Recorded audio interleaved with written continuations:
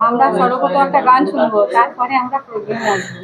গান তো অ্যাকচুয়ালি গান আমার গাইতেই হবে, কারণ আমার পরিচিতিটাকে আমি শিল্পী হিসেবে দিতে চাই সমাজে।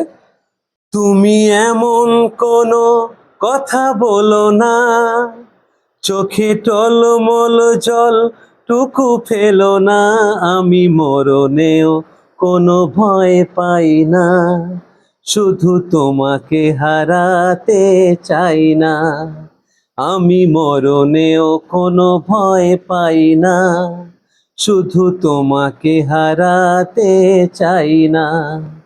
তুমি এমন কোনো কথা বলো না, চোখে টলমল জল টুকু ফেলো না, আমি মরণেও কোনো ভয় পাই না, শুধু তোমাকে হারাতে চাই না। Thank you. তো তো আসসালামু আলাইকুম সবাইকে, আমার অন্তঃস্থল থেকে ধন্যবাদ। দিদিকে নমস্কার। দিদি সোনালী দিদি কলকাতা থেকে এসছে। আর আমার যে ফজিলা দিদি নাম্বার 1, আমি বলেছি লাখে একজন হতে হবে। ফজিলা দিদিকে আমি আশা করব আম্পা পরিবারের 1 লাখ মেম্বার্সকে, 1 লাখ ফলোয়ার্সকে মানে মনিটরিং করবে আমাদের ফজিলা দিদি। সবাই ফজিলা দিদির জন্য উত্তর 24 পরগনা থেকে এসছে, ভোর 4টের সময় গাড়ি ধরেছে। তো আজকের এখানে এসে পৌঁছেছে, যা টার্মস অ্যান্ড কন্ডিশন পূর্ণ করেছে। সবাই ফজিলা দিদির জন্য একটা হাততালি দেন সবাই। তো মেহেদী হাসানের আহ্বানে সারা পশ্চিম বাংলা জুড়ে মানুষ বিভিন্ন প্রান্ত থেকে আজকে আসছে, আমার অন্তঃস্থল থেকে সবাইকে ধন্যবাদ। আমি ফজিলা দিকে একটু সম্বর্ধনা দেওয়ার জন্য আমি আমাদের আসিফা সর্দারকে বলবো একটু বসেই আমরা করছি, ক্যামেরা একটু মানিয়ে নেবেন সবাই। দিদিকে একটু, দিদির আন্ডারে একটা মেম্বার আছে না দিয়ে বনগা থেকে এসছে শেফালি দিদি, ওনাকে বরণ করে নিতে বলছি। কলকাতা থেকে এসছে আমাদের সোনালী দিদি, খুব মিষ্টি দিদি আমাদের। দিদিকে আমরা বরণ করে নিলাম। তারপর আমরা মেম্বারশিপ কার্ডটা ফজিলা দিদিকে দিয়ে দিলাম। এবং আমার সিরাজ ভাইকে বলবো আমাদের দিশরার জায়েজ হসপিটালের পক্ষ থেকে, আল্লাহ জালিল ইসলাম সাহেবের পক্ষ থেকে একটা ডায়েরি ফজিলা দিদিকে গিফট করার জন্য। সারা পশ্চিমবঙ্গের বিপদ সমস্যা দিদিকে দিদি এন্ট্রি করবেন। আর আমরা দিদি আপনাকে বললাম, দিদিকে বলছি সারা কলকাতায় আপনারা প্রচার প্রসার করুন। উত্তর 24 পরগনা দিদিকে দায়িত্ব দিলাম গাইডার হিসেবে, উত্তর 24 পরগনা আপনি কাজ করবেন আমাদের কোঅর্ডিনেটর হিসেবে, আমি দায়িত্ব দিয়ে দিলাম। আমরা সুন্দর করে পশ্চিমবাংলার মধ্যে সুন্দর সুস্থ মানবিক একটা সমাজ গড়ব ইনশাআল্লাহ। আমার টলিউড আছে, বলিউড আছে, আমার সমাজের পৃষ্ঠপোষক অনেক বিজনেসম্যান আছে, সমাজসেবী আছে, তারা আমার সাপোর্ট দেয়, ইনশাআল্লাহ আরও দেবে। আমার বক্তব্য হচ্ছে আমার মেম্বাররা যারা সমাজসেবা করবে তারা তারা কোনো দিন আমার মতো করে তারা সমাজসেবা করবে।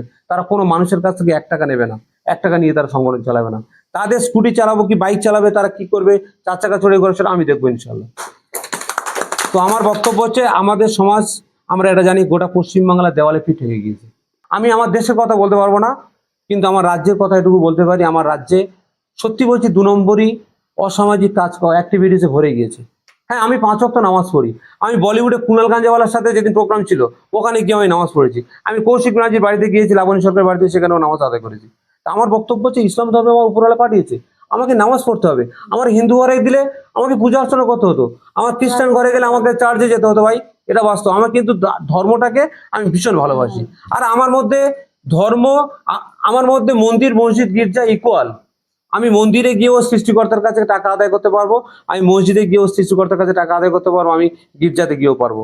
মন্দির মসজিদ গির্জা যে কোনো প্ল্যাটফর্ম, উপরওয়ালা কিন্তু শুধুমাত্র মসজিদ মন্দির গির্জা নির্দিষ্ট মেনশন করে থাকে না। আমাদের প্রত্যেকটা মানুষের মধ্যে উপরওয়ালা বিরাজ করে। তাহলে আমাদের কি করতে হবে? সবাইকে সেবা করতে হবে। জীবে প্রেম করে যেই জন সেই জনই সেবিছে ঈশ্বর। জীবকে সেবা করলে তবে কিন্তু ঈশ্বরকে পাওয়া যাবে। পরিষ্কার কথা বলে দিলাম।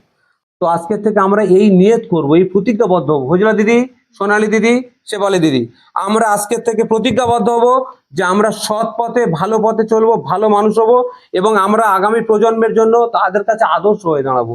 আমরা কোনো 2 নম্বরই কোনো অসৎ কাজে, অসৎ পথে, যেটা সৃষ্টিকর্তা অসন্তুষ্ট হবে বা মানবিকতার চোখে সেটা খারাপ লাগবে, মনুষ্যত্ব বিবেকের কাছে সেটা ঘাটতি ঘটবে, এরকম কোনো কাজ আমরা করব না।